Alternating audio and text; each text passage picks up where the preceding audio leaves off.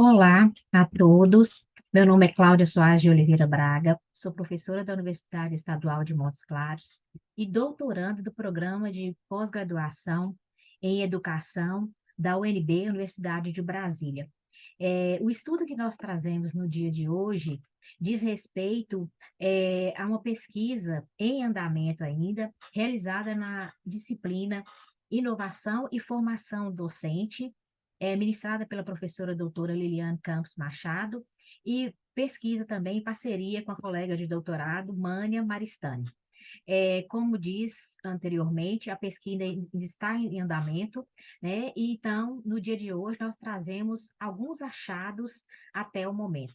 O título da pesquisa é Educação 4.0, Impactos e Desafios no Contexto da Pandemia do Covid-19. Nós sabemos que essa a educação, ela nos coloca desafios, né, diariamente, constantemente. E nos anos de 2019, 2020, então, mais acirrada aconteceram essas mudanças. Nós dormimos no ensino presencial e acordamos no ensino remoto. Né? Então, assim, a pandemia, ela nos impôs, né, desafios, de buscarmos inovações para conseguirmos trabalharmos esse processo de ensino-aprendizagem de forma remota. Então, mais do que nunca, essa necessidade de inovação, essa necessidade de uma educação 4.0, ela vem a justificar a importância dessa pesquisa, que tem como objetivo analisar a importância da educação 4.0, modelos de educação da era digital para a aprendizagem escolar no contexto da pandemia do Covid-19. Outro ponto também que nós precisamos esclarecer e trazemos até aqui é que, como base epistemológica, nós trabalhamos, né, alguns autores, mais especificamente, nós vamos trazer os que mais utilizamos como referencial, né, como base epistemológica.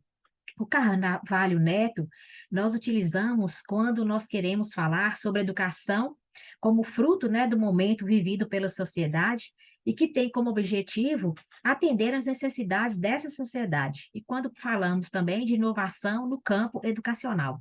O FIR 2018-2019, nós vamos trazer quando nós trabalhamos a questão do perfil dos profissionais exigidos pela sociedade moderna. E quando perfil esse que tem como características, né, a questão da flexibilidade intelectual, a questão da capacidade analítica em interpretar informações, a competência de trabalhar em grupo, e essa questão também da responsabilidade e comprometimento social. Moran 2015, 2020, nós vamos trabalhar quando nós vamos trazer questões relacionadas à questão da mudança da educação e essa questão também da metodologia ativa como meio, né, para nós trabalharmos essa educação 4.0. Outro autor também, que não está aqui na apresentação, mas que foi muito utilizado, é Moura, 2020, quando nós trazemos conceitos como inovação, produção inteligente, impacto da educação 4.0, e o modo de aprender dos nossos alunos pela educação 4.0. Com relação à questão metodológica, esse é um estudo de natureza bibliográfica, né? E nós realizamos revisão integrativa da literatura a partir de livros, legislações, bases científicas no portal da CAPES, Cielo, Google Acadêmico, dentre outras bases e repositórios. Outro ponto também que a gente vai trazer e que nós denominamos metamorfose educação, vai de encontro ao que nós iniciamos falando. Né? Essa questão da educação, ela passar por metamorfoses, passar por mudanças. E essas mudanças, muitas vezes, ligadas à questão de atendimento à necessidade da sociedade, atendimento ao mercado de trabalho, e a gente vai deixando alguns questionamentos, né? Mas que mercado de trabalho é esse? Quais são as suas necessidades desse mercado de trabalho, né, e a partir da pandemia do Covid-19. Aí, nós vamos, em outro setor do nosso trabalho, verificando justamente que essa metamorfose pela qual a educação passa está intimamente ligada à questão também das mudanças que ocorrem na sociedade. E aí, a gente vai fazendo algumas reflexões e fazendo algumas retomadas de alguns conceitos ligados à questão de educação e indústria. Quando a gente fala de educação 1.0, nós estamos falando também da Revolução Industrial, né, da primeira Revolução Industrial, que está datada mais ou menos a partir de 1760, uma educação que, vamos usar um termo do nosso brasileiro Paulo Freire, altamente bancária, altamente reprodutiva, o aluno sendo um depósito, né, professor, o grande mantenedor do saber, e o aluno só tinha que realmente o quê? Reproduzir o que era ensinado pelo professor. Nós vamos ter aí o professor como figura central dessa sala de aula, nós vamos ter conteúdos restritos ligados à questão de leitura, de escrita, de gramática, de aritmética e latim. Quando nós reportamos a questão da educação 2.0, desculpem, nós vamos estar falando aí da segunda revolução industrial. E aí nós vamos ter termos que são característicos desse momento da segunda revolução industrial e, por consequência, da educação 2.0. Termos como padronização, produção industrial, treinamento. Nós vamos ter um ambiente de sala de aula com carteiras enfileiradas, a preparação para o trabalho nas fábricas, as tarefas repetitivas nas fábricas, as tarefas repetitivas, e siga o modelo dentro das salas de aula, né? As tarefas repetitivas e padronizadas. Quando nós vamos para a educação 3.0, nós estamos falando da terceira revolução industrial. E essa terceira revolução industrial, ela vai datar justamente a partir, né, do pós-guerra, e nós vamos ter, então, o início da robótica, da informática, da internet, o uso dos recursos tecnológicos como ferramenta. E esse professor, ele vai começar, então, a usar dessas tecnologias, e as atividades, elas vão estimular, então, a criatividade, a autonomia e a participação, e a partir da pesquisa e a partir, né, o início do trabalho com projetos. E aí nós perguntamos: estamos realmente nessa educação 4.0? E aí, quais são as características dessa educação 4.0, né? Nós podemos observar que para abordarmos a educação 4.0 é necessário reportar a indústria 4.0 também, que diz respeito à aplicação das TICs, né, tecnologias de informação e comunicação, para apoiar o processo produtivo industrial, o uso de computadores, e políticas de segurança cibernética, processos produtivos mais competitivos, reduzindo custos, né, e mão de obra, e nós vamos tê-la aí a partir de 2011, mais especificamente na Alemanha, né, quando eles vão buscar o fortalecimento da competitividade manufatureira. E expressões que vão surgir e são características desse período é justamente a produção inteligente, né? Fazer mais em menor tempo, sem desperdício, com pouca mão de obra e com poucos custos, né?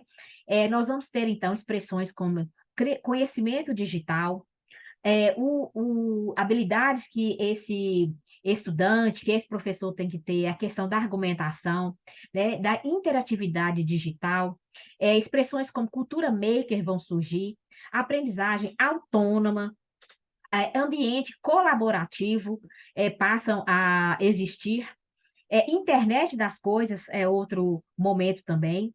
E aí nós vamos ter o quê? O aluno, ele passa a ser o ator principal do conhecimento por meio da pesquisa, dos projetos que possibilitam o desenvolvimento de habilidades e competências para a sociedade 4.0. E essa educação 4.0, ela vai olhar justamente, vai voltar seu olhar, né, para o modelo educacional pautado nas metodologias ativas, né? Então, essa questão da interatividade, a sala de aula invertida, a empatia, a cooperação, a responsabilidade e cidadania estão presentes nesse modelos, né?